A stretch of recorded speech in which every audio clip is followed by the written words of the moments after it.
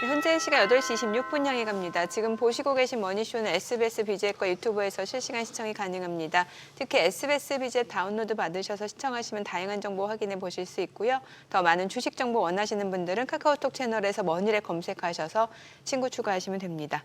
제가 매일같이 이렇게 전해드리는데 우리 시청자분들은 이제 다들 아실 것 같아요. 그렇죠. 예. 그래요. 가끔씩 들어가 보시죠, 머니랩. 아, 그럼요. 예. 그래. 근데 이게 그렇습니다. 이게 돈 안 내고 보는 거에서 너무 큰 기대를 하시면 안 되는데. 근데 문제는 대한민국 증시에서 이 바닥에서 또 돈 내고 뭘 해가지고 네. 성공하시는 비율하고 좀 이렇게 곤혹스러워 하시는 분들이 제가 봐서는 반반입니다. 결국 뭐 투자에 있어서 최종 예, 판단은 예. 각자 그런 선택하기 것 같아요. 나름이기 때문에 타이밍의 문제고. 네. 아니 뭐 저는 조금 이런 풍토가 좀 문제가 있다고 보는데 아마 우리 시청자분들께서도 이런저런 이제 매체를 통해서 보시니까 무슨 뭡니까 저 다양한 우리 증시에서 뭐 전략가가 됐건 운영하는 사람이 됐건 그런데 어쩌면 AI 합니다만 그래서 그런가 봐요. 똑같은 멘트인데 문제는 그 사람의 목소리를 흉내내더라고요. 제 말씀은 뭐냐 하면은 다른 기존에 네. 이제 유튜브에 보면은 네. 뭐 쉽게 말씀드릴게요. 네. 무슨 저기 박세익 대표라든지 네. 여러분들이 잘 아시는 무슨 염성환 이사라든지 뭐 존리 같은 분들이 네. 뭐 아니면 뭐 배터리 아저씨로 유명한 박모라든지 네. 네. 어디 있으니까 방송했던 그 화면인데 입모양하고 멘트가 다른데 요 멘트는 다 똑같아요. 네. 네. 왜 저희 단톡방에 들어오시면은 아. 다들 탈퇴 안 하시는지 똑같은 멘트가 나오길래 네.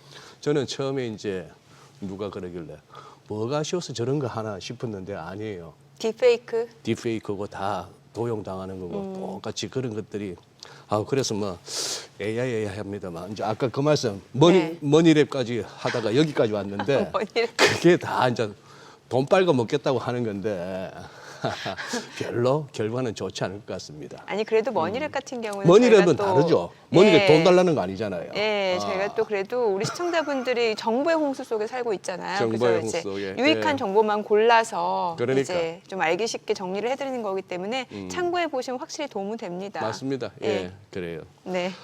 그냥 바로 모셔볼게요. 예, 예, 예. AI 하니까. 자, 블루닷 AI. AI 연구센터 강정수 센터장님 함께합니다. 어서 오세요. 어서 오세요. 안녕하세요. 강고사님. 네.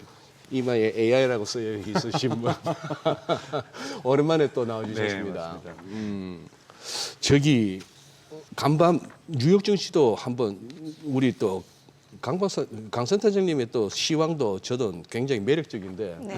간밤 뉴욕 증시 시황 말씀하시다 보면은 결국 이 오라클 얘기도 좀 해야 될 건데 일단 시황부터 한번 말씀해 주시죠. 저는 네. 큰 기대를 안 하고 뭐 잠을 자서 그런지 몰라도 아침에 새벽에 일어나서 이렇게 쑥 보니까 예. 우선은 자동차 관련된 맞아요. 주가들이 많이 예, 떨어졌죠. 예. 아무래도 그러니까요. 트럼프 관세가 예. 원래 이제 4월 그렇죠. 시작했던 것이 이제 7월 달 초로 다가오면서 점점 트럼프가 또 2주 내에 아예 일방적으로 결정하겠다는 협박도 주고 네. 그다음에 그러면서도 또 자동차 관세는 또 계속해서 유지하고 철강 강세는 또 추가하고 뭐 네. 이런 식으로 나오면서 자동차 관세들이 좋지 않으면서 안타깝게도 테슬라도 영향을 받는 이런 일이 좀 네, 있었고요. 네. 그리고 또 하나는 뭐 계속해서 지금 뭐 물가지수나 여러분들 뭐 다 보셔서 아시겠지만 생각보다 나쁘지 않다라는 것들 이런 것들이 있지만 역시 반도체주 지난 엔비디아의 질주부터 시작해서 그다음에 네. 그것을 이어받은 브로드컴의 질주, 예. 네. 그다음에 이제 역시 다시 꺼질 거라고 생각했지만 오라클이 다시 그 바톤을 이어받으면서 마치 개주데이를 하듯이 네, 미국이 또 개주를 잘하잖아요. 육상 개주를 잘하듯이 아주 바톤 터치가, 그렇죠. 네. 엔비디아가 딱 브로드컴에 터치해 주니까 이 브로드컴이 자 네. 이제 오라클 받아. 예, 하면서 맞아요. 오라클이 이렇게 네. 치고 나가는 이런 모습들을 보여주면서 예. 전체적으로 2024년 가을과 겨울에 있었던 AI가 한풀이 꺾이고 있다라는 것들을 올해 계속해서 그걸 극복해내면서 트럼프 정부의 어떤 관세 정책에도 또 대중국 어떤 수출의 어떤 제약 속에서도 계속해서 지금 AI에 관련된 인프라스트럭처 관련된 이러한 것들이 건실하게 계속해서 성장하고 있다라는 것들을 다시 한번 확인할 수 있었던 장이 아니었나 싶고요. 이런 부분들은 당분간 꺾일 만한 어떤 모멘텀이 없기 때문에 앞으로 반도체주라든지 AI 관련주들은 지속적인 성장들을 이어나가지 않을까 이런 기대들을 아침에 다시 한번 확인할 수 있었습니다. 네. 그럼 구체적으로 그 오라클 이슈도 좀 얘기를 예. 해주세요. 네. 이제 브로드컴에서 바통을 이어받은 오라클. 네, 그러니까 예. 오라클 같은 경우에는 이제 데이터 센터를 이제 계속해서 짓고 있는 거고, 여러분 아시는 것처럼 트럼프 행정부 출범하자마자 오픈 AI라든지 소프트뱅크하고 함께 이 스타게이트 프로젝트를 시작하겠다는 얘기도 했었고요. 지금까지는 중심은 구글이라든지 아마존이라든지 마이크로소프트 중심의 데이터 센터들이 많이 지어지고 있었다라면, 이런 분들은 글로벌 플레이어로서 지금까지는 원래부터 클라우드 서비스를 했던 거고, 오라클은 좀 클라우드에서 후발주자라고 볼 수가 있습니다. 후발주자에서 자체 데이터 센터에서의 기업들과에서의 데이터베이스를 판매하고 온프라미스를 좀 주로 제공을 많이 했었다라면, 이제 오라클도 클라우드로 전환하면서 AI 관련 투자들을 갖다가 증폭시키고 있는데, 오라클에는 전통 고객들이 있습니다. 즉 과거부터 오라클과 함께 클라우드 서비스는 아니지만 온프레미스라고 하는 것은 기업의 데이터 센터를 지원해 주는 거였는데요. 이런 고객들과의 끈끈한 관계 속에서 그 기업들이 AI 산업으로 전환할 수 있도록 클라우드 서비스를 제공해 주면서 여기에 매출 증가폭이 크게 나타나고 있는 것들, 그리고 앞으로도 더욱더 성장하는 모습들을 보여준다는 부분에서 전통 고객들이 AI로의 어떤 전환들을 이뤄내고 있으면서 오라클도 같이 성장하고 있는 모습을 보여주고 있는 거 아닌가, 이렇게 추론을 해볼 수가 있습니다. 그때 트럼프 대통령 취임하고 바로 하루인가 이틀 후에 그 왜 네, 스타게이트 손정희 프로젝트. 회장 그리고 네, 같이. 오픈AI 샘 알트만 네. 그리고 오라클 네. CEO가 같이 서서 네, 오라클 창업자 같이 창업자였죠. 네, 네. 그런데 지금 저 오라클 지금 뭐 오라클의 박사님도 지금 매출의 성장률이 대부분 데이터 센터에서 나오기 데이터 시작합니다. 센터에서. 네, 이 데이터 센터라는 것은 오라클은 이제 데이터베이스도 공급을 하고요, 예. 기업에게. 근데 데이터 센터에서 나오기 시작하고 있다라는 것은 오라클의 전통 고객들도 이제 클라우드로 넘어오기 시작하고 있다라는 거고, 또 AI와 관련된 투자들을 기업들이 하기 시작하면서 오라클이 지금 제공해주는 다양한, 오라클도 이제 자체의 AI가 있는 것이 아니라 이 AI가 작동할 수 있는 데이터베이스에 오픈 AI라든지 또는 뭐 엔트로픽이라든지 다양한 AI 솔루션들을 연결시켜주고 있거든요. 네. 이런 부분에서의 매출 성장세가 있다는 것은 정말 미국 곳곳에서 AI에 대한 강력한 투자자들이 기업 단위에서 수요가 계속해서 창출되고 있다는 것을 반증하고 있는 것이기 때문에, 앞으로 반도체에 대한 수요, 데이터베이스에 대한 수요, 여기에 대한 전력에 대한 수요, 이것들이 대단히 건실하다라는 것들을 다양한 각도에서 미국의 빅테크들뿐만이 아니라 심지어는 사실은 이군으로 몰렸던 오라클마저도 이런 부분에서 매출을 나고 있다는 걸 좀 의미를 해석할 수가 있습니다. 아까 클라우드 부문에서는 후발주자를 할 수 있는데 네. 그럼 선발주자는 어디입니까? 선발주자가 이제 마이크로소프트라든지 아마존, 아마존. 아마존, 마이크로소프트, 구글 클라우드라고 할 수가 있고요. 이 세 개가 선발주자였고, 네. 늦게 시작한 것이 오라클이었다라면, 예. 오라클이 이제는 그래도 과거에 저력이 있었고, 예. 과거에 고객들과의 신뢰관이 있었는데, 여기에서 클라우드 쪽으로 오라클이 무게중심을 옮기기 시작하면서 성공의 궤도로 들어가고 있다고 볼 수가 있는 거고, 네. 이 부분들을 오라클의 클라우드의 성공의 어떠한 베이스를 대고 있는 것들이 바로 AI 모멘트라고 볼 수가 있는 거죠. 이게 작년 11월 12월에 이제 찍었던 고점을 갖다가 이제 올라서기 시작하는 그런 주가가 돼 버리는데 그러게요. 네. 그런데도 이제 조금 불안하게 볼 것 같으면 주가 측면에서만 보자면은 이게 이제 전 고점을 막 돌파하기 시작하고 조금 더 고점은 올릴 수도 있겠으나 꺾이겠죠. 워낙 급하게 오니까 네. 이게 이제 여기서 이걸 갖다가 지금 또 쫓아가야 되느냐 하는 부분에서는 이제 좀 고민이 되는데 그리고 시기적으로 보니까 그 4월 달부터 주가가 쭉 올라온 게 그 트럼프가 해방의 날로 해방의 날 한 이후로 쭉 올라왔어요. 맞아요. 그때 예. 이후로 더 심하게 올라와 버렸네. 네. 네. 근데 뭐 전반적으로 지금 뭐 S&P의 뭐 저는 주식을 잘 모르지만 어깨가 눌린다는 표현을 쓰고 있는 것처럼 네. 어깨가 눌린다. 그러니까 충분히 상승하면서 이제 예. 횡보의 시기가 조금 네네. 올 수 올 수 있다. 이런 부분에서 오라클도 뭐 거기서 예외는 아닙니다만 이번에 13% 이렇게 성장한 만에. 것도 그렇지만은 예. 그만큼 실적과 또는 하반기 가이던스가 대단히 좋다라는 부분에서 저는 S&P 500이 하반기에 대단히 좋아질 수 있는 것들은 계속해서 반도체라든지 AI 부분들이 꺾이지 않고 추가 올라오면서 미국의 어떤 S&P 500을 받쳐줄 거라고 저는 보고 있습니다. 예를 들면은 이 AI 주들은 그래도 관세 정책에 있어서 그래도 그 태풍의 외곽이 좀 있다고 볼 수가 있거든요. 예. 자동차 산업이나 테슬라 같은 경우에는 그래도 철강이라든지 알루미늄이라든지 또는 옵티머스 같은 경우는 히토류 수출이 지금 6개월로 연장이 되긴 했지만 이러한 중국과의 관계 속에서 많은 영향을 받을 수밖에 없다라고 네. 한다면 지금 AI라 반도체주 같은 경우에는 이 관세 장벽으로부터 조금은 예외적인 그리고 트럼프 행정부에서도 계속해서 AI 부분은 강화하려고 하는 노력들이 지금 지속되고 있기 때문에 네.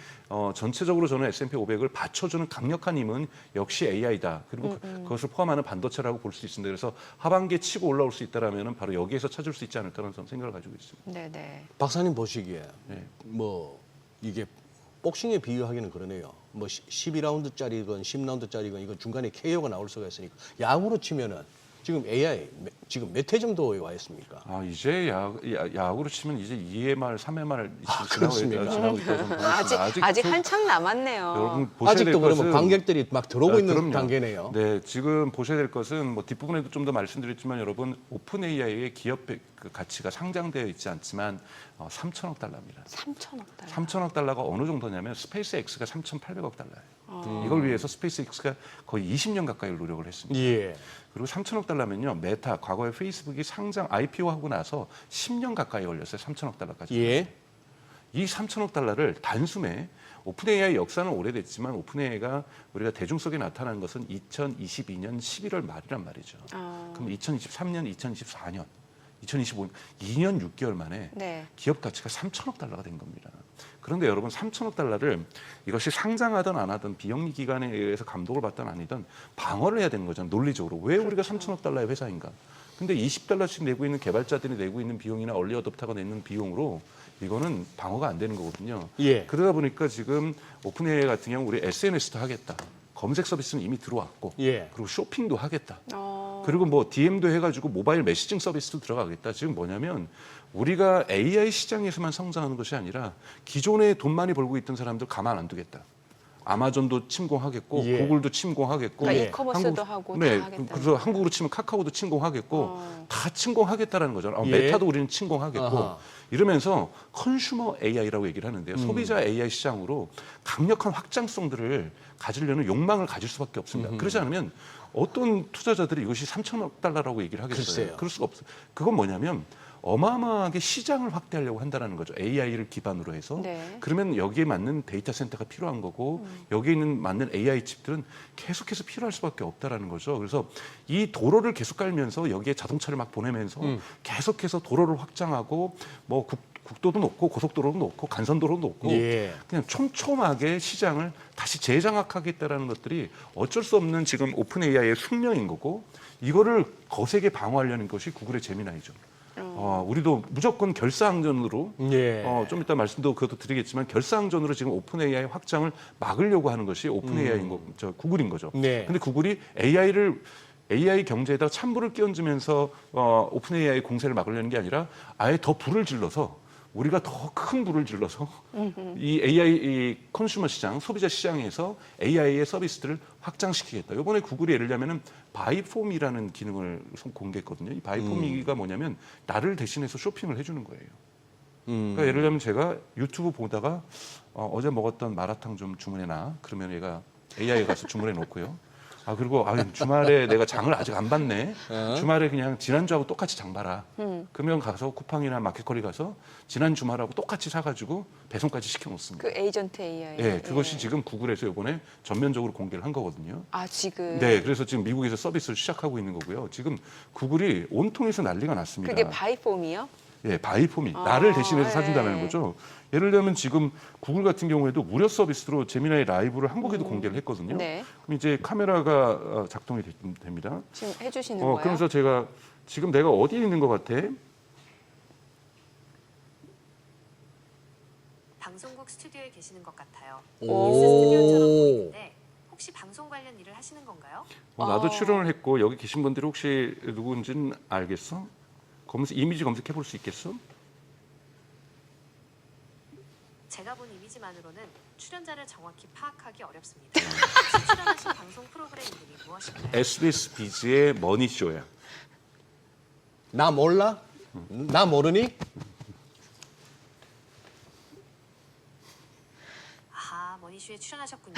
머니쇼는 재테크 전문 프로그램으로 다양한 전문가들이 출연해 유익한 정보를 제공하는 것으로 유명하죠. 혹시 오늘 방송에서는 어떤 주제로 이런 식으로 이 카메라 기능을 여러분 2주 전부터 한국에도 지금 서비스를 무료로 제공하고 있어요. 그래서 AI가 눈을 갖게 된 겁니다. 이런 식으로 이거를 무료로 지금 제공해주고 있다는 무료로? 엄청난 GPU가 필요로 지금 하는 겁니다. 구글? 네, 구글의 제미나이입니다. 구글 제미나이로. 그러니까 과거에는 2024년에는 유료 사용자가 최고급 모델을 쓰고 무료 사용자는 하위 모델을 썼어요. 그러나 2025년부터는 유료 사용자나 무료 사용자나 똑같은 상위 모델을 쓰고 유료 사용자는 돈을 내는 사람들은 좀 무한대로 쓰고 그리고 무료 사용자는 제한적으로 쓴 거죠. 근데 무료 사용자도 똑같은 체험을 하게 되는 거죠. 네. 그러네요. 그렇게 되면 지금 빠른 속도로 무료 사용자가 늘어나고 있고 그들에게 모든 GPU를 다 돼야 되는 거고 그들에게 인프라스트럭처를 다 만들어내기 위해서는 정말 방대한 규모의 데이터 센터와 이러한 인프라스트럭처가 필요하게 된 거죠.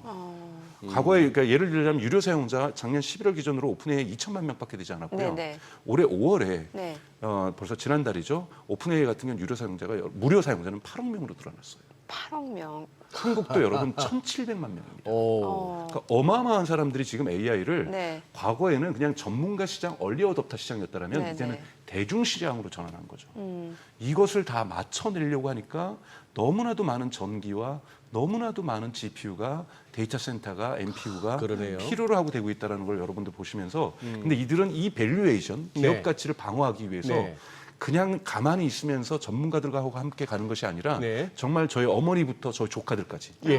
다 쓰게 들어오게 해야 된다라는 거고 대단히 공세적으로 전환할 거라는 거고 공세적으로 전환하기 위해서 정말 방대한 칩 수요와 데이터 센터 수요를 가져갈 거기 때문에 저는 하반기에도 미국에서의 반도체주와 미국에서의 이런 데이터 센터에 관련된 기업들, AI와 관련된 들은 성장할 수밖에 없다. 왜? 이 가장 앞에 전선에 있는 오픈 AI고 제미나이가 계속해서 후방 부대에게 빨리 슈루탄 보내주고 총알 보내주고 보급 물자 물 보내주고 음식 보내달라고 지금 아우성을 치고 있는 거거든요. 네. 왜냐하면 우리 안 그러면 여기서 무너질 수 있는 거고 무너지면 우리 3천억 달러의 밸류에이션이 무너지는 거고 글쎄. 구글의 아성이 무너지는 예. 것이기 때문에 이들이 앞에 전선에서 정말 거칠게 달려가고 있다는 것. 예. 그래서 후방 물자가 지속적으로 공급돼야만 하는 이러한 지금 경제 국면이 전개되고 있다는 것. 이러한 흐름에서 투자자분들이 안목을 가지고서 투자하실 필요가 있다고 저는 생각하고 있습니다. 지금 강 박사님 말씀 들으면서 이제 드는 생각 중에 하나가 이제 거기서부터 시작하신 논지인데 오픈 AI의 시총이 한 3천억 달러, 거의 한 20년 달려온 스페이스X의 시총과 맞먹는다. 네. 그것도 2년여 만에. 네. 그러면 이 3천억 달러, 3천억, 3조, 30조, 300조, 3, 4, 10. 한 400조 우리 돈으로 한 400조 정도 되는 시총. 네. 이걸 갖다 정당화하기 위해서는 앞으로 말씀하신 대로 다양하게 이제 진출해서 수익을 낼 수 있는 거기까지 가야 되는데 네. 그 부분에서 실패하면은 결국 2000년 닷컴 버블 무너지듯이 옵니다. 주가가 무너지는 것이고 그렇죠. 무너집니다. 그것이 이제 현실화될 것 같으면 지금의 주가가 정당화되는 것이고 그렇죠.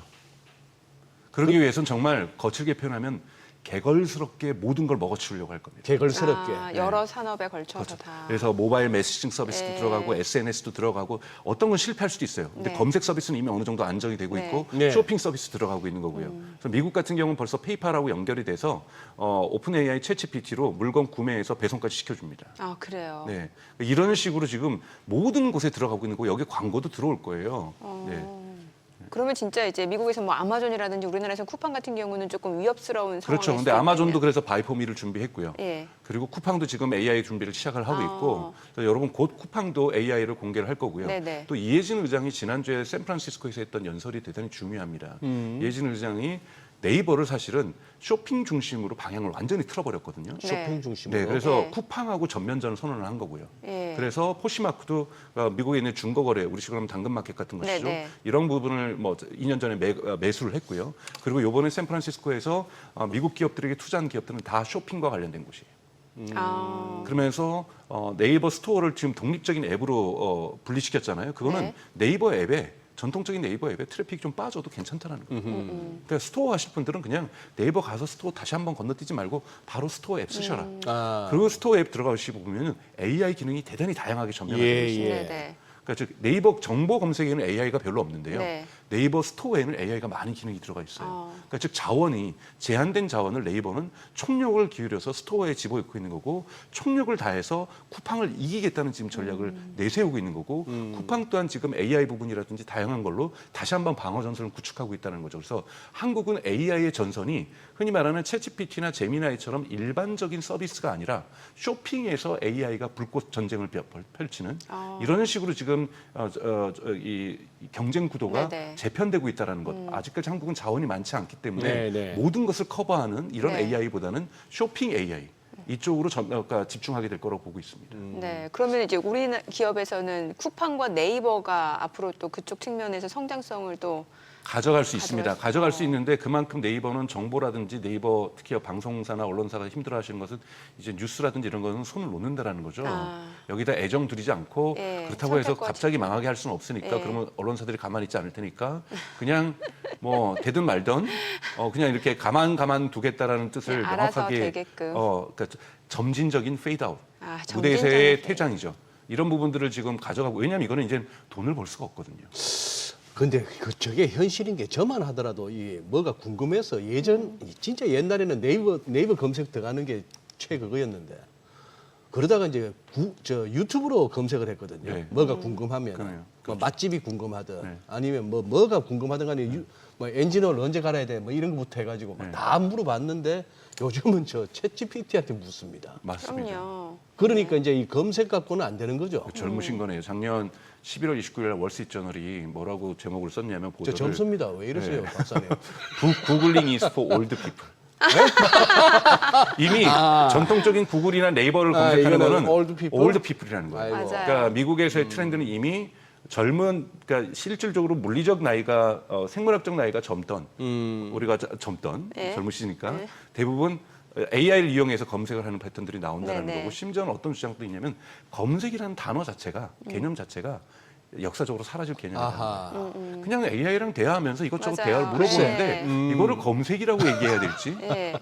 굳이 그래서 요즘 챗GPT를 보면은 검색 버튼이 있는데 검색 버튼을 누르지 않아도 질문을 얘가 분석을 해서 네. 아 이건 검색을 해야 되겠구나 라면 맞아요. 검색을 해서 알려줍니다. 맞아요. 이것이 예. 그러니까 이것이 꼭 굳이 검색이냐? 즉 검색은 전문 분야로 갈 거라는 거예요. 학자들이라든지 애널리스트라든지 기자들이라든지 검색이라는 것을 전문적으로 하는 사람들은 계속 검색하겠지만 일반 소비자의 절대 다수는 이거 내가 지금 묻고 있는 것이 검색인지 아닌지 그냥 AI랑 대화하면서 맞아요. 내가 많은 정보를 얻게 되는 겁니다. 지식을 얻게 되는 거죠. 이런 방식으로 지금 패러다임이 완전히 변하면서 과거에는 정말 지금도 막 여러분들 방송에서 보시면 에이전트의 시대다. 다들 개발자들 용어로만 지금 얘기를 하고 있고 개발자들은 에이전트가 어떻게 될 것인가 막 얘기를 하고 있어요. 근데 소비자들은 저희 동생이나 뭐 조카나 저희 부모님 에이전트 1도 관심 없어요. 소비자들은 그걸 통해서 나에게 실질적으로 얼마나 맞아요. 편해졌느냐. 네. 저희 어머니도 이제 글쎄. AI에게 묻기 시작하거든요. 네. 저희 어머니 계기가 됐던 거는 다 지브리 푸사 때문에 지브리 지브리 푸사를 이미지. 저한테 전화하셔서 나는 어떻게 갖는 거냐 그래서 챗GPT 가입하래. 나도 할 수 있냐? 돈 안 내냐? 그랬더니 작년까지는 돈 냈는데 요즘 돈 안 내도 된다. 너무 좋아하세요. 너무 좋아하면서 이제는 이제 더 가지고 노는 거죠. 특히 이제 타이핑 안 해도 되니까 나이가 드셨으니까 맞아요, 음성으로. 돋보기 안경 안 껴도 예, 되고 예. 그러면서 음성으로 물어보니까 그 너무 과거 편하죠. 너무 편하신 예. 거예요. 시리나 빅스비는 좀 멍청했었잖아요. 약간 그 응답도 느려요. 네, 근데 정말 빠르고 이런 얘기하니까 대화의 재미를 완전히 느끼시는 거죠. 그러면서 여기에다가 별걸 다 물어보고 너도 물어봤다, 자식에 대해서도 물어보고 아하. 뭐 생활적인 거 물어보고 그 역으로 또 질문도 하잖아요. 그렇죠. 예. 이렇게 하면서 더 궁금한 거 없냐. 네, 맞아요. 글쎄 그 부분에서 깜짝 놀랐어요. 뭘 하나 답을 해주고 나서 혹시 이런 게 더 궁금하면 또 물어봐 이러더라고요. 예. 네. 그래서 여러분 AI가 이제는 전문가 시장에서 대중 시장으로 전환되고 있다. 그거는 훨씬 더 많은 GPU를 필요로 한다는 것. 아, 훨씬 더 많은 데이터 센터를 필요로 한다는 것. 이러한 부분들을 맥락을 좀 보시면서 마치 지금 이제 스마트폰이 얼리 어댑터 시장에서 예. 대중 시장으로 가면서 전 세계적으로 퍼졌던 것처럼 네. 이제 AI는 얼리 어댑터 시장에서 매스 마켓 대중 시장으로 진출하고 있다. 여기에 맞는 자원에 대한 수요는 어떻게 될지 더욱더 많이 필요하게 될 거라는 거죠. 그러면 박사님 동시효과 듣기 전에 네. 요거만 하나 알려주고 가시죠. 아, 어딜 가요? 더 하셔야 되는데. 아니 AI 동시효과 가자고 요거 하나만. AI 그거 이제 뭐 야구로 치면 2회다, 3회다 뭐 이 말씀도 이해가 가고 무궁무진한 것도 이해하고 오라클 저렇게 날아가는 것도 그거 하고 다 된 좋은데 그냥 우리 국내 주식 중에 그러면은 이 와중에 그나마 유망한 쪽은 어디입니까? 이 논의 가운데. 국내 주식이 뭐 요즘 다 좋죠. 막 에너지 주식도 좋을 거고. 근데 신정부 출시와 관련돼서 신정부가 추구하려고 하는 것, 예를 들자면은 아니요. 쟤는 AI 관련해서. AI 관련해서는 뭐 근데 직접적으로 이제 NPU에 대해서 큰 투자를 하겠다고 하고 있지만 네. 이것이 직접적으로 예를 들자면 반도체 장비 업체들이 저는 이익이 있을 거라고 봐요. 왜냐하면 NPU에 대해서 지금 과기부가 2천억이 넘는 돈을 투자하겠다고 얘기를 하고 있고 계속해서 AI에 관련해서 정부도 100조 이상을 투자하겠다고 얘기를 하고 있는데 그 중에 첫 번째 이제 스타트를 끄는 것이 반도체라고 볼 수가 있거든요. 네.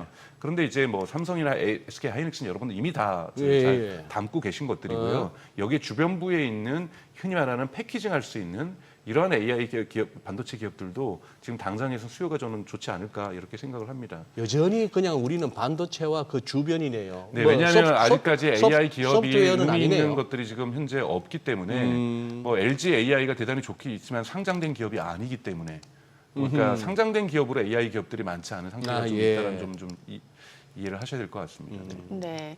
자, 지금 시각 8시 52분 향해 갑니다. 오늘 양시장 예상 체결지수 확인해 보도록 하겠습니다. 먼저 코스피부터 좀 볼게요.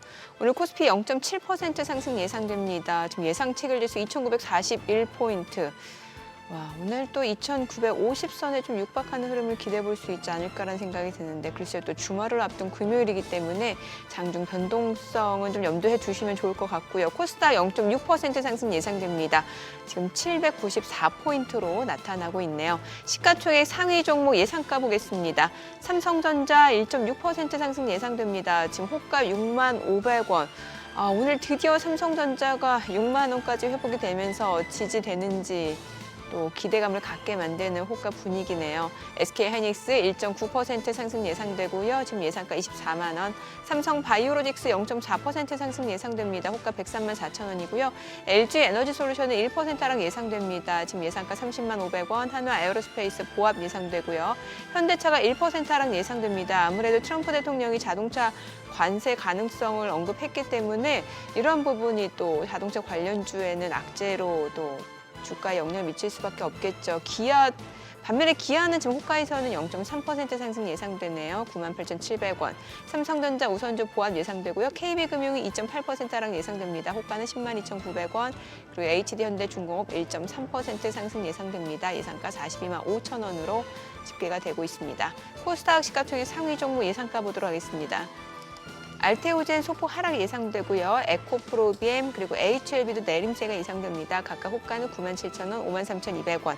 에코프로도 1% 하락 예상되고요. 레인보로보틱스 보합 예상됩니다. 휴젤이 약보합 출발 예상되고 있습니다. 지금 호가는 37만 6천 원, 파마리서치도 내림세 예상되고 이 가운데 펩트론은 2% 상승 예상됩니다. 호가 19만 6,500원, 리가켄바이오도 상승 예상되고요. 클래시스는 보합권 출발 예상되고 있습니다. 이제 개장까지 6분여가량 남았는데요. 와, 오늘도 시장 어제 상승 탄력이 좀 다소 주춤하나 싶었더니 오늘 다시 한번 또 힘을 내줄 걸로 보여지네요. 호가 분위기는. 예, 그러네요. 진짜 논스톱으로 달릴라나? 이제 시장에서도 이제 너무 무섭게 내달리니까 네. 어떤 뭐 단기 조정 가능성을 언급하는 그런 쪽도 나오긴 시작했습니다만 그 얘기는 역으로 아직 더 갈 수도 있다는 얘기겠죠. 그렇죠. 모두가 이제 뭐 다 위만 외칠 때가 이제 제일 그건데 동시효과만큼 저만큼의 상승폭이 될런지는 한번 뚜껑은 열어봐야 될 것 같네요. 네. 예. 아니 앞서서 그래서 이제 네. 중요한 게 GPU. 네. 수요가 어마어마하고 데이터 센터 수요도 어마어마해질 것이다. 네. 자 그럼 GPU 하면 또 엔비디아잖아요. 네. 근데 이제 브로드컴도 있고요. 브로드컴도 있고, 엔비디아 이제 앞으로 뭐 중국 쪽 실적 전망에 안 넣을 거라면서요. 네네. 예. 이제 그러니까 자꾸 이렇게 갈등을 하고 있으니까요. 근데 중국하고는 관계없이 가도 우리는 충분하게 성장할 수 있다라는 자신감을 보였다라고 볼 수가 있습니다.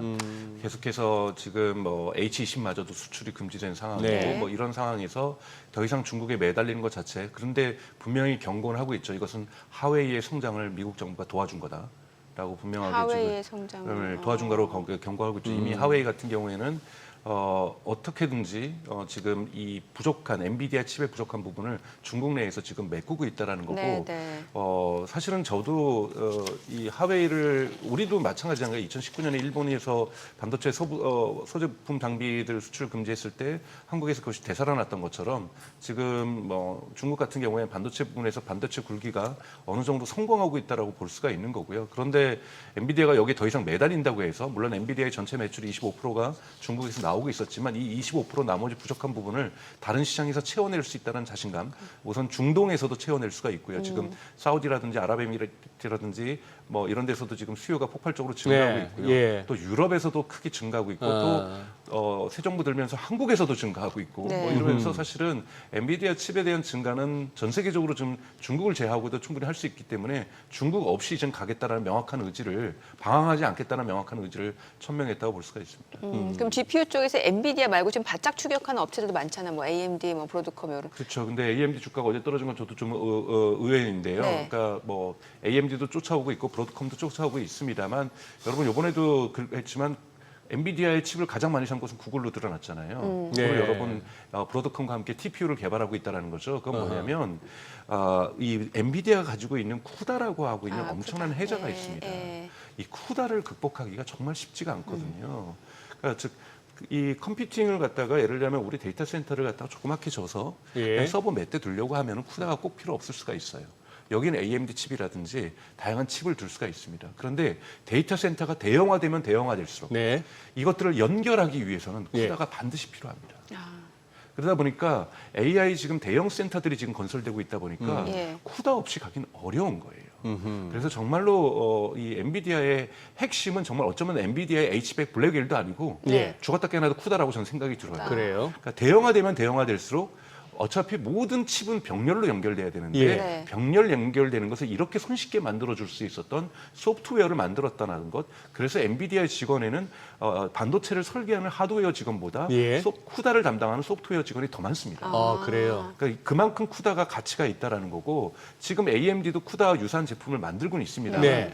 굳이 이제 사람들이 그러는 거죠. 개발자들이 구글에 있는 개발자들한테 저 AMD도 좀 배우고 우리 TPU 우리가 만들었는데 TPU 병렬 연결하는 소프트웨어도 좀 배우고 IBM도 사실 인텔도 만들어서 그걸 갖다가 네이버하고 같이 그런 쿠다 같은 소프트웨어를 만들고 있거든요. 네. 이걸 좀 같이 배우지 그러면은 저 그거 처음부터 다시 배워야 돼. 그러려면 시간 6개월 걸리는데 지금 저희 급하다면서요. 그냥 쿠다 쓸게요. 그러니까 이런 식으로 이제 개발자들이 태도를 아하. 보여주는 거거든요. 왜냐하면 거기에는 다양한 라이브러리라고 해서 여기에 필요한 기능은 요걸 갖다가 붙이면은 딱 되고 요 기능은 저거 갖다 붙이면 돼서 이런 또 세미나도 엄청나게 많이 합니다. 온라인에서 세미나도 많이 하고 호텔에 불러서 세미나도 많이 하고 개발자 공부하는 시간 저 다녀오겠습니다 해서 공부도 하고 오고 그래서 더욱더 일을 잘하게 되고 이런 문화가 이걸 깨기가 쉽지가 않은 거죠. 그러니까 정말 엔비디아 칩을 못 구하고 있는 어려운 네이버 같은 경우에는 그래 인텔이랑 우리가 이거 개발자들이랑 같이 쿠다 같은 거 개발해서 우리 데이터 센터에는 우리가 개발한 소프트웨어를 넣자. 이거는 해볼 수가 있어요. 그런데 쿠다보다는 속도가 느릴 수밖에 없거든요. 엔비디아가 만약에 네이버에게 칩을 많이 팔았다라면 그런 고민을 안 했을 거예요. 그냥 쿠다 갔을 겁니다. 그러니까 어쩔 수 없는 상황에서는 쿠다하고의 독립 선언을 하지만 그냥 쿠다를 갈 수가 있다라면 쿠다를 선택할 수밖에 없는 상황이라는 거죠. 그렇기 때문에 저는 당분간 엔비디아의 아성은 물론 제가 누누이 말씀드리지만 과거에 AI가 없던 시대에서 AI가 있던 시대로 오면서 엔비디아의 매출이 막 2배로 껑충 튀고 3배로 껑충 튀고 이런 일은 없겠지만 네. 엔비디아의 지속적인 상승은 피할 수가 지금 없는 국면이라고 저는 보고 있습니다. 예. 저는 엔비디아 주식은 참고로 안 갖고 있습니다. 그래서 제가 엔비디아를 지금 옹호하는 얘기라고 지금 오해하실 수 있을 것 같아서. 다만 이제 쿠다 생태계에 네. 대해서 말씀을 주신 거고. 네. 예. 이제 조만간에 이제 강 박사님도 저희 방송 나와서 이렇게 말씀하시는 그거 화면 요렇게 해가지고 왜 제 단톡방에서 사람들이 탈퇴하지 않을까요? 저도 이거 12개나 있습니다. 곧 올라오겠네요. 아 이미 네, 그래서 저는 아무런 단톡방을 열지 않았음에도 불구하고 검색을 해보면 강정수 단톡방이 12개나 있어요. 그래서 일단 개장하고 자세히 들어보도록 하겠습니다. 오늘 국내 증시 흐름 확인해 보죠. 개장합니다.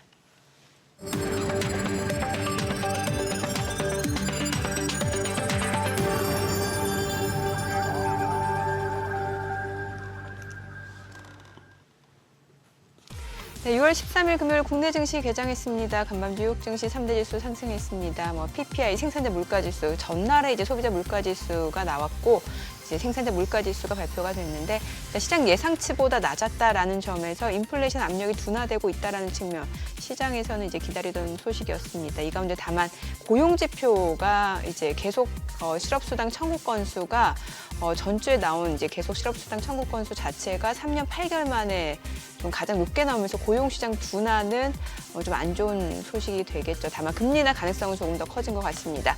자, 이 가운데 오늘 국내 증시 출발지수 보게 되면 상승 출발입니다. 오늘까지 지금 한 8거래일 연속 상승세를 보여주고 있는 상황인데요. 코스피가 0.4% 올라갑니다. 2,931. 그리고 코스닥도 0.39% 올라갑니다. 792포인트죠. 시가총액 상위 종목 시초가 보겠습니다. 삼성전자가 0.7% 올라갑니다. 지금 6만 원 선이네요. 6만 원 선을 중심으로 흐름 이어집니다. 오늘 6만 원 회복되고 지지되는지 여부 좀 보시면 좋을 것 같고, SK하이닉스 오늘도 강세입니다. 2% 상승 24만 500원이고요. 삼성 바이오로직스도 0.4% 올라갑니다. 103만 4천 원. LG 에너지솔루션은 1.4% 떨어집니다. 29만 9,500원이고요. 한화 에어로스페이스도 하락합니다. 94만 4천 원. 현대차가 1.3% 떨어집니다. 19만 8천 원이고요. KB금융은 0.6% 올라갑니다. 10만 6,550원. 삼성전자 우선주도 상승 중이고요. 기아가 1% 떨어집니다. HD 현대중공업 오늘 많이 올라갑니다. 지금 4% 강세로 43만 6,500원에 거래되고 있습니다. 지금 조선주가 다시 한번 상승을 보여주고 있는 상황이네요. 코스닥 시가총액 상위 종목 시초가도 보겠습니다. 알테오젠 오늘 1% 떨어집니다. 지금 닷새 만에 좀 차익 실현 물량이 나오고 있는 상황이에요. 40만 8,500원이고요. 에코프로비엠이 2% 약습니다. 9만 5,300원. HLB도 0.9% 떨어지고요. 에코프로도 2% 하락합니다. 4만 3,900원. 레인보 로보틱스는 보합권이고요. 휴젤이 0.6% 하락합니다. 37만 4,000원이고 파마리서치 보합이고요. 펩트로는 1.2% 올라갑니다. 19만 5,000원. 리가캠바이오, 클래시스, 소포 하락 흐름 이어지고 있는 상황이네요. 오늘 시장에서 특징을 보여주고 있는 섹터 종목들 확인해 보도록 하겠습니다. 오늘 네이버 카카오 흐름 좋습니다. 이제 카카오 같은 경우가 지금 5% 강세, 53,200원이고요. 네이버도 2.5% 상승하면서 20만 4천 원에 거래되고 있습니다. 그리고 이제 NFT 쪽도 흐름 좋습니다. 지금 미투원이 13% 급등하고 있고요. 서울옥션도 6.7% 강세로 1130원 선, 그리고 카카오게임즈 다날도 올라가고요. 지금 컴투스홀딩스도 3% 강세 36,700원, 갤럭시와 머니트리도 4.2% 올라갑니다. 그리고 아톤도 4.2% 강세고요. 위메이드도 4.5% 올라가면서 33,450원에 거래되고 있습니다. 갤럭시 SM도 1.6% 상승합니다. 오늘 NFT 관련주들 흐름 좋고, 이제 초전도체 쪽도 좋습니다. 신성 델타테크가 지금 22% 급등합니다. 8만 9천 원 선까지 올라온 상황이고요. 그리고 CCS도 13% 급등합니다. 1,700, 1,800원 선까지 올라왔습니다. 그리고 파워로직스도 12% 급등하네요. 5,300원. 그리고 모비스, 아센디오도 각각 6%, 3.5% 강세고요. 서남 11% 급등합니다. 3,340원 선. 그리고 덕성도 8% 강세입니다. 그리고 보시다시피 비츠로테크, 모비스 다 올라갔네요. 오늘 초전도체 쪽 흐름 좋습니다. 인지디스플레이가 2.6% 상승하고요. 원익 P&E가 6.8% 강세 보여주고 있습니다. 오늘 게임주가 좋네요. 넥슨 게임즈가 지금 17% 급등합니다. 17,870원 선. NHN도 6.8% 상승 중이고요. 시프트업도 4.7% 올라가고, 위메이드 맥스도 2.6% 상승 중이고요. 컴투스도 1.4% 올라갑니다. NC소프트도 1% 상승, 액토즈소프트도 2.7% 올라갑니다. 자, 그리고 앞서 조선주 좋다는 말씀드렸는데 HD현대중공업뿐만 아니라 HD한국조선해양도 지금 4% 강세로 35만 5천 원 선이고요. HD현대미포도 2.4% 올라갑니다. 삼성중공업도 지금 1.5% 상승으로 17,860원에 거래되고 있고요. 이 가운데 하나오션은 1% 떨어집니다. 그리고 증권주는 오늘도 좋네요. 삼성증권 4.7% 강세 66,800원이고요. 대신증권, DB증권 3% 강세고, 키움증권 지금 2.5% 올라갑니다. 그리고 미래에셋증권도 1.4% 상승 흐름 보여주고 있고, 한국금융지주도 2% 강세 124,900원 선이죠. 수급 상황 체크해 보도록 하겠습니다. 오늘 유가증권 시장에서 개인 투자자는 1,212억 원 매수 우위고요. 외국인도 160억 원 순매수, 이 가운데 기관은 1,410억 원 매도 우위고요. 코스닥에서 개인 투자자 690억 원 매수 우위, 외국인과 기관은 각각 617억 원, 72억 원 순매도를 나타내고 있습니다. 환율 체크해 보겠습니다. 간밤 달러 인덱스가 97까지 좀 많이 떨어진 상황인데 오늘 달러 환율 떨어지네요. 3원 70전 하락한 1,355원에 개장이 됐습니다. 환율이 확실히 떨어지고 일단 오늘 시장은 뚜껑을 열어보니까 호가와는 그래도 좀 달라요. 호가하고는 다르죠. 예. 호가하고 다른 데다가 지금 외환 시장에서 지금 달러 약세가 지금 우리 아시아 시장에서도 심화되고 있거든요. 달러엔 환율이 거의 지금 뭐 동경장에서 한 반씩 빠지네요.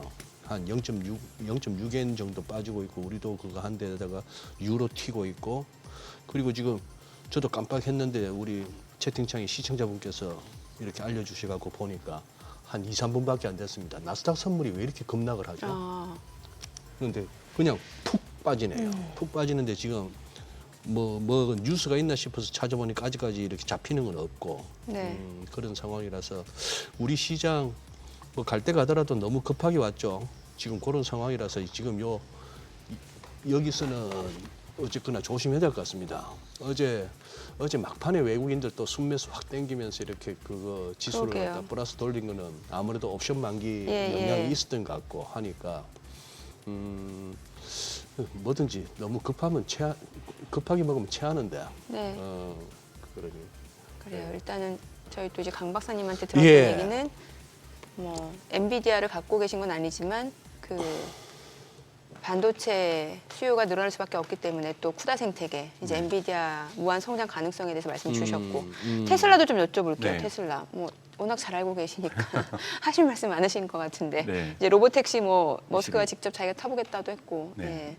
네. 22일 시작하는 걸로 얘기를 했는데요. 아직은 또 그러니까 원래 12일 날 시작한다라고 얘기했던 건 네. 로이터의 보도였던 거고, 맞아요. 네, 네. 언론의 보도였던 거고, 일론 머스크는 22일 날 한다라고 얘기를 했고, 그것이 테슬라의 공식 발표는 아니기 때문에 또 22일이 아닐 수도 있습니다. 네, 네. 그런데 이제 보셔야 될 것은 뭐냐면 이미 여러분 영상 보셨지만 이미 돌아다니고 있죠. 네. 이건 지금 직원들이 타고 있는 거고요. 네. 앞자 운전석에 운전사가 타고 있지 않다는 것이 음. 이미 나타나고 있고 일론 머스크도 얘기했고 대부분 이거를 소프트 런치라고 얘기를 합니다. 즉, 소프트 런치. 그러니까 저 오스틴 시장 나오고 네. 뭐 텍사스 주지사 나오고 네. 일론 머스크 나와가지고 자 이 테이프 이렇게 쫙 들고서 가위 끊고 자 달려봅시다 이렇게 딱 끊고서 막 빤빠레 올리고서 막 로보택시 출발 이렇게 하지는 않겠다는 뜻이에요. 그건 아니다. 그렇게는 안 하고 조용히 출발할 수밖에 없습니다. 왜냐하면 여기서도 계속 얘기하지만 안전하거든요. 그렇죠. 지금 예측 불허의 상황이 너무나도 많습니다. 그렇죠. 기술적인 예측 불허가 예. 아니라 여기 지금 유튜버들은 트래픽 나온다고 얼마나 많이 가 있겠어요. 그러네요. 방송사들은 또 얼마나 가 있겠어요. 네.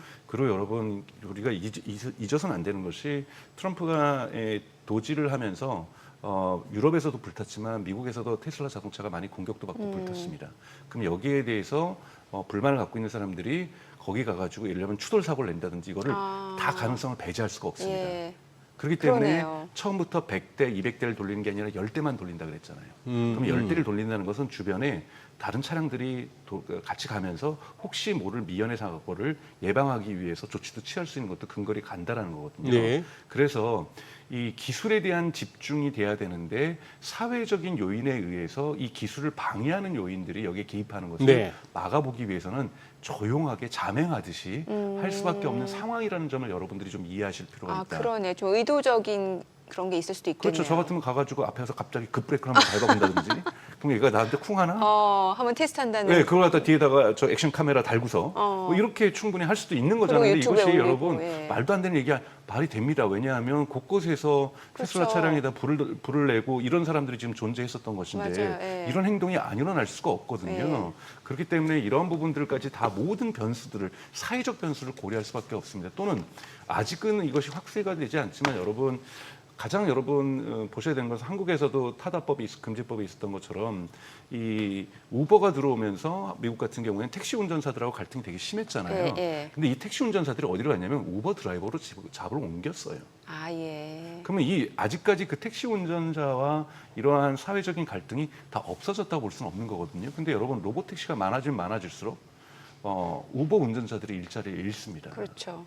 그럼 이런 부분들이 만약에 강화되면은 사회적 갈등으로 확대될 수 있는 거거든요. 예. 미국은 그렇지 않았나? 아니에요, 여러분. 우버가 뉴욕에 들어갈 때는요 분신 사고도 있었어요. 그러니까 정말로 미국도 이거는 절박하게 싸운 거거든요. 일자리와 관련된 거기 때문에. 그러니까요. 우버에 비해서 여러분 로봇택시, 테슬라의 로봇택시의 가장 큰 장점은 가격입니다. 가격이 50%예요. 그렇다면서요. 왜냐하면 인건비가 가장 비싸지 않습니까? 우버에. 인건비가 없다 보니까 그 인건비가 날아가다 보니까 로봇택시의 가격이 낮아질 수밖에 없습니다. 낮아지면은 사람들이 탈 가능성이 있죠. 가격이 시장을 파괴시키지 않습니까? 네. 그것도 있고 그래도 불안감이 있지 않을까? 근데 웨이모가 지금 주당 25만 건의 결제가 이루어지고 있거든요. 사람들이 자율주행에 대한 안정감을 찾기 시작했다라는 거고, 제가 아는 지인이 현대자동차를 다니고 있는데 현대자동차의 기획실에서 나왔던 과제가 뭐였냐면 상하이에 출장 가서 네. 일주일 내내 자율주행을 타봐라. 그래서 심정 변화를 안정감을 느끼는지 테스트를 해봐라 했는데 첫째 날, 둘째 날은 손에서 땀이 났다라는 거예요. 이게 안전할까? 사고 나면 어떡하지? 근데 3일째부터 자고 있는 자기가 깜짝깜짝 놀래더라는 거예요. 그러니까 자기가 졸고 있더라는 거예요. 아, 네. 예. 그러니까 이 자율주행 기술들이 안정화되면서 사람들이 처음에는 불안할 수도 있죠. 그렇죠. 운전석에 아무도 안 앉아 있고 네. 이게 어떻게 안전할까? 근데 처음에 괜찮네. 두 번째 차도 괜찮네. 또 괜찮네. 근데 싸네. 또 타야지. 이렇게 가게 되는 변화가 일어날 수 있거든요. 이런 변화가 오기까지는 시간이 걸리기 때문에 천천히 가겠다는 겁니다. 네. 그래서 천천히 처음엔 10대로 시작하지만 그 다음에 20대로 늘리고 30대로 늘리고 100대로 늘리고 그래서 몇 개월 안에 1000대로 늘리겠다. 1000대로 늘린다라는 건 그 순간은 우버가 붕괴되는 겁니다. 아하. 왜냐하면 오스틴에 약 3,000대가 넘는 예. 이 매일매일 예. 우버 차량이 되고 있는데 네. 1,000대가 다닌다라는 거는 3,000대가 견딜 수가 없다라는 거거든요. 그런 부분에서 천천히 가겠지만 파괴를 간다라는 것은 그만큼 이 제약 조건도 많고 그 사이에 또 법안도 또 다른데 규제도 많이 통과가 돼야 되는 거기 때문에 네. 이런 부분에서 여러분 테슬라가 대단히 역사적인 어떤 로봇택시를 시작함에도 불구하고 하루아침에 천지가 개벽하면서 바뀌지는 못한다. 그럴 수밖에 없는 사회적 조건이다. 즉 이거는 기술만의 문제가 아니라 더욱더 큰 사회 정치적인 문제가 있다라는 거죠. 왜냐하면 또 당장 내년에 6월에 선거인데 6월에 선거다 보면 거기에 있는 하원 의원들, 주지사들, 상원들 관련된 것 같은 경우에는 또 우버의 드라이버들이 마찬가지 한국처럼 와가지고 이러면 당신 표 안 찍겠어, 막 예. 이래버리면 예. 되게 곤란한 입장에 취할 그렇죠. 수가 있는 거거든요. 그래서 대단히 테슬라도 조심스럽게 갈 수밖에 없다. 이런 말씀을 좀 드리고 싶습니다. 아니 지금 소장님 앞서 그 미선물 급락 말씀 네, 주셨잖아요. 네. 이제 네. 좀 전에 나온 속보로 봤을 때는 그 로이터 통신에 따르면 이란 국영 매체에서 지금 그 이란 수도 있잖아요. 테헤란에서 테헤란 북동쪽에서 큰 폭발음이 들렸다. 네, 이게 그러니까. 아마 예. 이스라엘 공군이 이란을 공습한 것으로 추정된다라는 소식이 나오면서 이 지정학적 리스크가 좀 부각이 되는 것 같네요. 결국 저것도 회색 코뿔소였는데 이스라엘이 이란을 때리는 거. 네네. 그래서 어제만 하더라도 트럼프 대통령이 저 관련해서 또 언급이 있었거든요. 맞아요. 안 네. 했으면 좋겠다 하는 예. 그런 뉘앙스로 했는데 결국 이스라엘이 움직이네요. 움직이니까 유가 뛰고 지금 그거 하는데 이 지금 문제 우리 지수까지도 영향을 받는 상황이고 좀 내릴 듯 하던 환율도 그냥 다시 그냥 맞아요. 예. 다시 위로 튀어버리는 그런 상황이 되었습니다. 이런 거는 참 우리가 이런 변수는 주식 하시는 분들에게 예측하기 아마 어렵죠. AI도 힘들걸요. 이런 식의 어떤 돌발 변수는. 네, 왜냐하면 이거는 뭐 원래 기본적으로 가지고 있는 이란과 또는 중동과 특히 시아파 강경파와 또 네. 이스라엘의 관계도 존재하는 거고 예. 네. 또 지금 네타냐후 같은 경우에는 끊임없는 퇴진 압력을 받고 있는 예. 가운데서 이런 식으로 관심을 외부화하면서 그리고 이런 위기를 고조화하면서 자신의 집권을 연장하려는 의도도 있을 수가 있는 거고 네. 다양한 복합적인 요인들이 결합되어 있다라고 볼 수가 있기 때문에 또 이란이 지금 60%라고 하는 우라늄 농축률 60%라는 건 대단히 근접해 있다는 의미도 되는 거고 완성하기 전에 사전에 이거를 막겠다라는 것 이미 완성되면은 되돌릴 수가 없는 문제가 되는 거기 때문에 이런 부분에서 지정학적 갈등들이 중동에서 저렇게 강화되는 것은 좋지 않습니다. 왜냐하면 미국 같은 경우는 지금 사우디라든지 아랍에미리트라든지 이런 곳과 함께 AI 벨트를 지금 구성하려고 있는 네. 뭔가 여기에서 새로운 돌파구를 마련하려고 하는데 이 중동이 다시 화약고로 변화될 수 있다는 것은 미국 전체가 가지고 있는 중동에 대한 정책뿐만이 아니라 어떤 신경제, 트럼프 대통령이 들어오면서부터 AI 중심의 어떤 새로운 경제 부분의 어떤 확장도 꺾이게 되는 네. 그런 위험성들을 가지고 있기 때문에 이란과의 어떤 지정학적 갈등 대단히 위험한 경제적 변수가 저는 될 수 있다고 보고 있습니다. 오죽하면 이제 미국 쪽에서는 그 중동에서 곧 무슨 일이 일어날 것 같다면서 미국 국민들 철수하게끔 네네네. 대사관 지시했었잖아요. 철수가 지금 예, 이뤄지고 예. 있는 거죠. 그래서 정말 그러니까 이 전체적으로 미국의 내년 선거도 있고 미국의 경제 상황을 봐서 뭔가 하반기에는 탄력을 받으면서 네. 뭐 미국 경제가 성장하고 또 저기 연준의 이자율도 내려가고 S&P도 다시 상승세를 튀면서 그러면서 이제 내년 6월을 맞아야 지금 트럼프 행정부로서는 좋은 국면을 맞이할 수가 네. 있거든요. 그래서 관세 협상도 7월 달에 대부분 다 마무리가 되고 그래서 이 여름을 지나면서는 특히 크리스마스 철이 다가오고 땡스기빙 데이가 다가오는 연말을 향해서는 좋은 시장의 신호들이 쏟아져 나와야 네. 좋은 인상을 가지고 트럼프가 자기네 강한 어떤 이 지지세를 강화하고 갈 수가 있죠. 내년 중간 선거에서 지게 되면 트럼프는 2기 집권에다가 예. 중간 선거까지면은 나머지는 정말 완전한 레임덕으로 빠질 수가 있습니다. 이런 부분에서 이스라엘과 관련된 이란의 지정학적 갈등은 트럼프 스타일은 원하는 바가 전혀 아니죠. 이번에 중국하고 보여줬던 것, 심지어는 일론 머스크하고 보여줬던 모습에서도 얼마나 트럼프가 비즈니스맨이라는 것을 보여줬습니까? 네네네. 그런 부분에서 저 지정학적 갈등은 정말 트럼프한테는 아주 못마땅한 상황이 되지 않을까 저렇게 보고 있습니다. 네. 자, 오늘은 여기까지 들어야 될 것 같습니다. 네. 박사님 내용 잘 들었습니다. 네, 고맙습니다. 고맙습니다. 네, 오늘 들으신 내용과 관련해서 더 다양한 정보가 원하시는 분들은 카카오톡 채널에서 머니랩 검색하셔서 친구 추가하시면 되고요. 또 머니쇼가 없는 토요일에는 매주 11시 유튜브 채널 머니랩에서 뉴욕 증시 리뷰 만나보실 수 있으니까요. 참고해 보시기 바랍니다.